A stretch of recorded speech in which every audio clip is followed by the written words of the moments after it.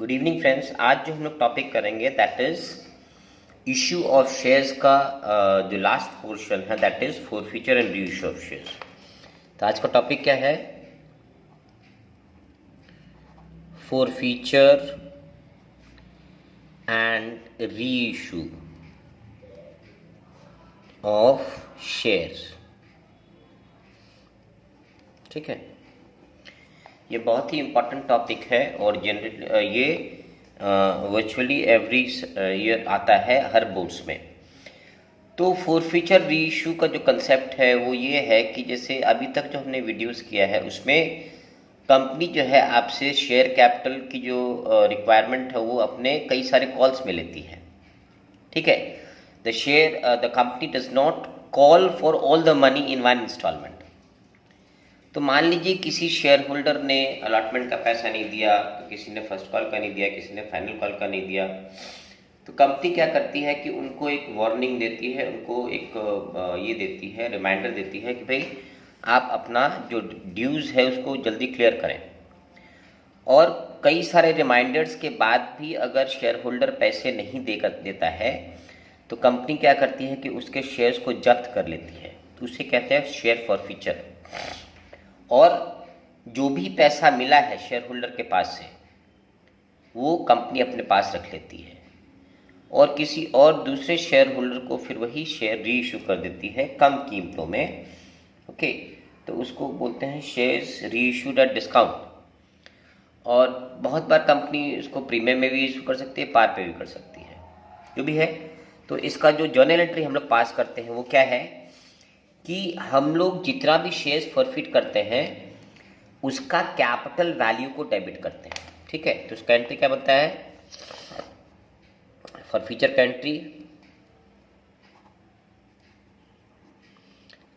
Entry बनता है share capital account debit. ठीक है, माने जो भी उसका फुल वैल्यू है या कॉल्ड अप वैल्यू है वो। मान लो कंपनी ने अगर फर्स्ट कॉल तक पैसा मांगा है तो हम फर्स्ट कॉल तक के वैल्यू को डेबिट कर देंगे। ठीक है, कंपनी ने पूरा पैसा मांग लिया है तो जो पूरा शेयर का वैल्यू हम पूरा से डेबिट करेंगे। Okay, share capital account debit. और अगर मान लो शेयर होल्डर ने प्रीमियम का भी पैसा नहीं दिया है, ओके, तो उस कंसेप्ट पे बाद में आता है। अभी हम लोग नॉर्मल फॉरफीचर करते हैं। टू कॉल्स इन एरियर, जो पैसे नहीं मिले हैं। मान लो 100 शेयर पे पैसा नहीं मिला है और 10 रुपया कंपनी ने कॉल कर लिया, यानी टोटल 1000 रुपया हमको मिलना था जिसमें से 4 रुपया नहीं मिला है। तो शेयर कैपिटल डेबिट 10 रुपया, टू कॉल्स इन एरियर 4 रुपया, और बाकी जो बचा वो हो जाएगा to shares forfeiture account. ठीक है, तो मान लीजिए 10 रुपये का एक शेयर था तो 10 इंटू 100 कितना 1000 रुपया हो गया। मिला नहीं, कितना नहीं मिला हमें? 40 इंटू 100 यानी 400 नहीं मिला है। तो 1000 मिलना था, 400 नहीं मिला, मैंने कितना मिला है? 600। ये हमारा फॉरफीचर अकाउंट आएगा। नरेशन क्या देंगे? Being dash shares forfeited for non payment of calls, जो भी है। ठीक है, तो ये एंट्री हो गया शेयर फॉरफीचर का। अब कंपनी जो जब शेयर जब्त करिए वो अपने पास तो रखेगी नहीं, वो कंपनी मार्केट में दोबारा से री इशू करके फुल्ली पेड अप कराती है। ठीक है, तो री इशू का सवाल क्या, एंट्री क्या होता है? री इशू का एंट्री है बैंक अकाउंट डेबिट। मान लो 10 रुपये का शेयर है, कंपनी ने 8 रुपये में री इशू किया है, तो बैंक पे कितना रुपया आ जाएगा? 100 इंटू 8 यानी 800 रुपया। बाकी जो अभी भी 200 रुपया कम पड़ रहा है वो कंपनी क्या करेगी? इस शेयर फॉरफीचर अकाउंट से निकाल लेगी। तो शेयर फॉरफीचर अकाउंट डेबिट। ठीक है, ये 200 रुपया निकाल ली टू शेयर कैपिटल। ठीक है, एक बात और ध्यान में रखेंगे, फॉर फ्यूचर के दौरान कंपनी अब दोबारा से फिर इंस्टॉलमेंट्स में आपको नहीं देती है, वहाँ पे आपको पैसा एक साथ देना पड़ता है। ये री इशू का ये है कि जैसे पहला जो इशू करी थी कंपनी, तो आपसे application allotment first call final call ली है, मगर री इशू में कंपनी क्या करती है कि आपसे पैसे इकट्ठे लेती है। ओके, और यहाँ पे हमारे पास 600 रुपया आया था, यहाँ पे यूज़ हुआ 200 रुपया, तो ये कंपनी को एक एक्स्ट्रा प्रॉफिट है। ओके, तो उसके लिए कंट्री पास करते हैं, share forfeiture account debit to capital reserve. ठीक है, ये 400 रुपये यहाँ पे आ गया। क्लियर? तो ये आपका पूरा जर्नल एंट्री कंप्लीट करता है। नॉर्मल जो इशू का हमने सवाल किया था उसमें हमारा जनरली 8 एंट्री होता था, और इस फॉर फ्यूचर री इशू में टोटल 3 एंट्रीज होते हैं। टोटल 11 एंट्रीज में आपके सवाल जो है वो खत्म हो जाएंगे। ठीक है, एक एग्जांपल लेंगे, XYZ लिमिटेड फॉरफिटेड, ठीक है, 1000 equity shares of ₹10 each for non-payment of final call money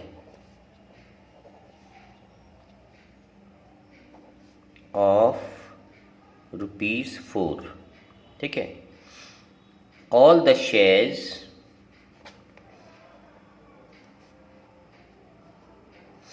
were reissued at ₹8 per share, fully paid up। ठीक है, जर्नलाइज। तो क्या देख रहे हैं हम लोग यहाँ पे, XYZ लिमिटेड ने 1000 शेयर फॉरफिट किया है। ठीक है, क्यों फॉरफिट किया है? क्योंकि उसने फाइनल कॉल 4 रुपये का नहीं दिया है, सारे के सारे शेयर्स को कंपनी ने री इशू कर दिया है 8 रुपये। जनरल एंट्री पास करनी है, तो चूंकि ये फॉरफिट किया है तो इसलिए हम लोग खाली ये ऊपर की जो 3 एंट्री भी डिस्कस किए थे उसी को हम लोग पास करेंगे। Only the entry of forfeiture and re issue will be given. तो कैसे फॉरफिट करेंगे इसको? पहले हम लोग करेंगे शेयर कैपिटल अकाउंट डेबिट।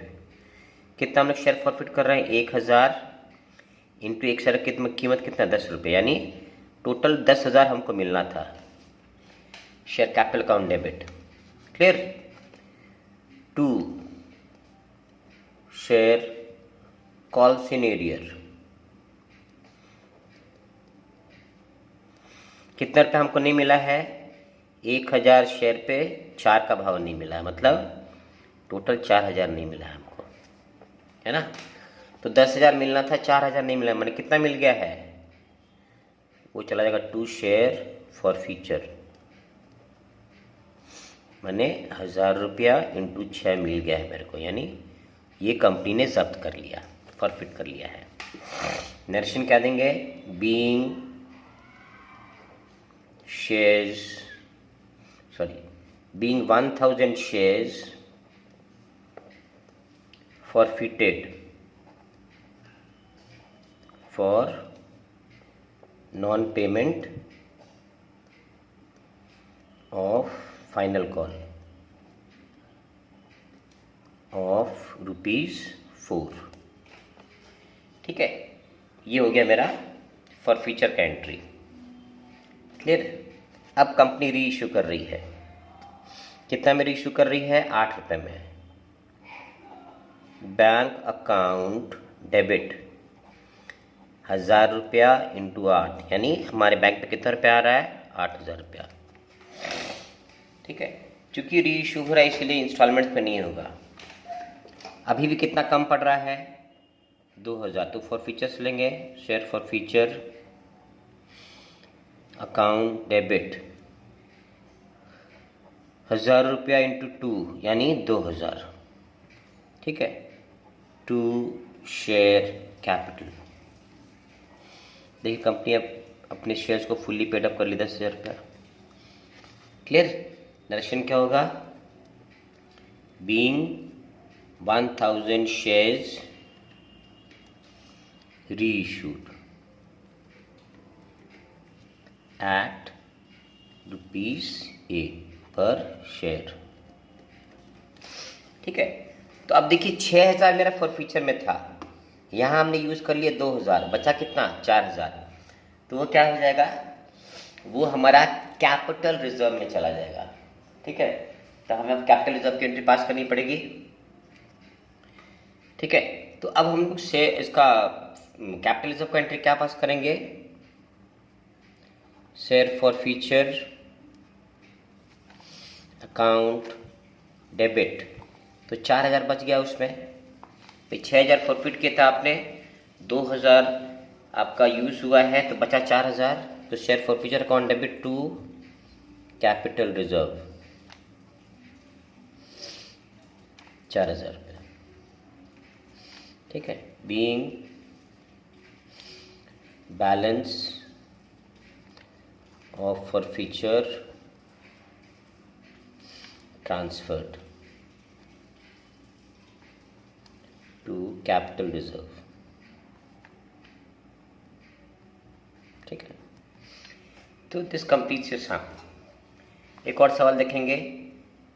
अब जैसे इस सवाल जो अभी हमने किया था उसमें क्या फुल्ली कॉल्ड अप हो गया था, अभी मगर फुल्ली कॉल्ड अप नहीं है, अभी फर्स्ट कॉल स्टेज के बाद ही आप शेयर्स को फॉरफिट कर ले रहे हो। तो देखो यहाँ पे PQR limited forfeited 2000 shares of ₹100 each for non-payment of first call money. Okay, the final call money of ₹30 was not yet called. यानी अभी तक कंपनी ने कितना मांग लिया है शेयर होल्डर से? 70 रुपया, क्योंकि फाइनल कॉल 30 रुपया भी कंपनी ने मांगा नहीं है। तो ऐसे सवाल में हम शेयर कैपिटल को 70 रुपया से डेबिट करेंगे, यानी कंपनी ने जितना मांगा है उतना तक पर ही हम री इशू कर सकते हैं। क्लियर? तो इसका फॉरफीचर का एंट्री क्या होगा? Share capital account debit. ठीक है, तो यानी कितना शेयर हमने फॉरफिट किया है? 2,000 शेयर। ठीक है, और अभी तक कंपनी ने मांगा कितना था? 70 रुपया, क्योंकि अभी भी फाइनल कॉल 30 रुपया कंपनी ने मांगा नहीं है। ठीक है, तो यानी कितना डेबिट हो रहा है इसमें? 1,40,000। ठीक है, इतना शेयर होल्डर को देना था, क्या नहीं दे रहा उसमें? 2 कॉल्स इन एरियर। कितना पैसे नहीं दे रहा वो? 2,000 इंटू फाइनल फर्स्ट कॉल का पैसा, यानी 20 रुपया for non paid first call money of ₹20। ठीक है, तो 20 रुपया उसने नहीं दिया फर्स्ट कॉल का, यानी कितना रुपया नहीं दिया उसने? 40,000 नहीं दिया। ठीक है, तो मतलब कितना दे दिया है? 2 शेयर फॉरफीचर, यानी 70 देना था, 20 नहीं दिया, यानी 50 दे दिया है, इंटू 50, यानी वो लाख रुपया दे दिया है। ठीक है, being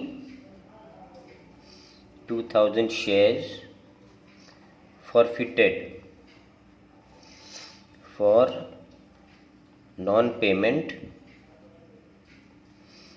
of first call। Clear?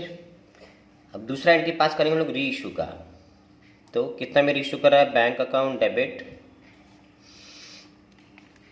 ठीक है, 2,000 शेयर को हम लोग इशू कर रहे हैं 50 रुपये में। देखो 50 रुपीज़ में री इशू कर रहा है, यानी हमको बैंक पे कितना मिल रहा है? 1 लाख। तो अभी भी इसको फर्स्ट कॉल तक लाने के लिए हमको और 40,000 रुपये चाहिए, क्योंकि 70 रुपया कॉल्ड अप हो गया था। तो फॉरफीचर से लेंगे शेयर फॉरफीचर डेबिट, यानी 2,000 इंटू और 20 रुपया फॉरफीचर से निकालेंगे, यानी 40,000 रुपये। ठीक है, तो बाकी हो जाएगा टू शेयर कैपिटल 1,40,000। भाई जब कंपनी ने मेन बाकी फाइनल कॉल नहीं मांगा तो हम उसके ऊपर उसको रीइश्यू नहीं दिखा सकते हैं। नरेशन क्या पास करेंगे, being 2000 shares reissued at the rate of ₹50। ठीक है, तो देखो यहाँ पे 1,00,000 रुपये था जिसमें हम यूज़ कितना कर चुके हैं, 40,000 रुपया, मैंने बचा 60,000। वो कहाँ चला जाएगा, कैपिटल रिजर्व में। Share forfeiture account debit to capital reserve. ठीक है, तो 1,00,000 में 40 का मतलब 60,000 रुपया। ठीक है, being balance of share for future account transferred to capital reserve। ठीक है, तो ये एंट्रीज है शेयर फॉर फ्यूचर के। तो children, hope you would have understand the concept of for future. Next video में हम लोग एक्सटेंसिव एक्सक्लूसिव सवाल करेंगे, जहाँ पे हम लोग स्टार्टिंग से एप्लीकेशन से स्टार्ट करके हम लोग फॉर फ्यूचर तक उसको कंप्लीट करेंगे। Clear? Till then keep on revising and comment if you have any problem. Okay, thank you and good night.